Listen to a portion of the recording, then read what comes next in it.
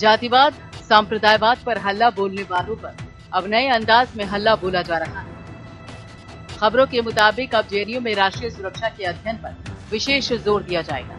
इसके लिए centre for national securities गठित की गई। इस सेंटर में राष्ट्रीय सुरक्षा और आतंकवाद से जुड़े सभी पक्षों पर डॉक्टरेट लेवल की रिसर्च कराई जाएगी। इस सेंटर को पूरी तरीके से स्वतंत्र रखने का फैसला किया गया है। इसका मकसद आतंकवाद के बदलते चेहरे और तकनीकों को लेकर विशेषज्ञ तैयार करना है। माना जा रहा है कि आतंकवाद के बदलते रूप और प्रभाव को देखते हुए नेशनल सिक्योरिटीज स्टडी को और ज्यादा तवज्जो दी जा रही है, क्योंकि दुनिया में आतंकवाद सबसे बड़ा मुद्दा है और सीमा पार से आतंक एक बड़ी चुनौती है। वहीं आतंकवाद अब विचार बन चुका है और वो हथियार की बजाय विचार से लड़ रहा है। जेएनयू के सेंटर में आतंकवाद से जुड़े नरेशन को भी समझा जाएगा, क्योंकि युवाओं को अतिवादी विचार काफी प्रभावित कर रहे हैं। दलील दी जा रही है कि भारत से कुछ छात्र और शिक्षित युवा आईएसआईएस में भर्ती होने गए। युवाओं के इस रेडिकलाइजेशन को रोकने के लिए टेररिज्म के वैचारिक पक्ष पर अध्ययन जरूरी है, लेकिन बात सिर्फ इतनी सी नहीं है। इस पाठ्यक्रम को counter terrorism, asymmetric conflicts and studies for cooperation among major power का नाम दिया गया है।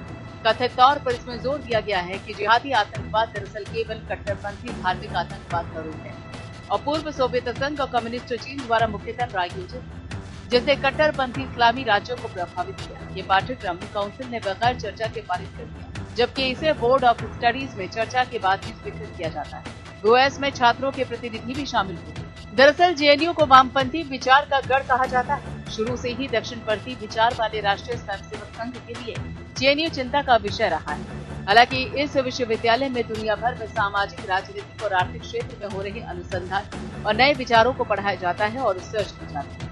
दुनिया भर में इन दो विचारधाराओं के बीच सीधी लड़ाई का असर यहाँ भी देखा जा रहा है। केंद्र में बीजेपी सरकार बनने के बाद से इसे देशद्रोही बताने का नरेशन करा गया। मीडिया के एक हिस्से ने सक्रिय भूमिका निभाई। 9 फरवरी 2016 को जेएनयू में कथित तौर पर देश विरोधी नारे लगे। कई वामपंथी छात्रों पर आरोप देशद्रोह की धाराएं लगाई गई।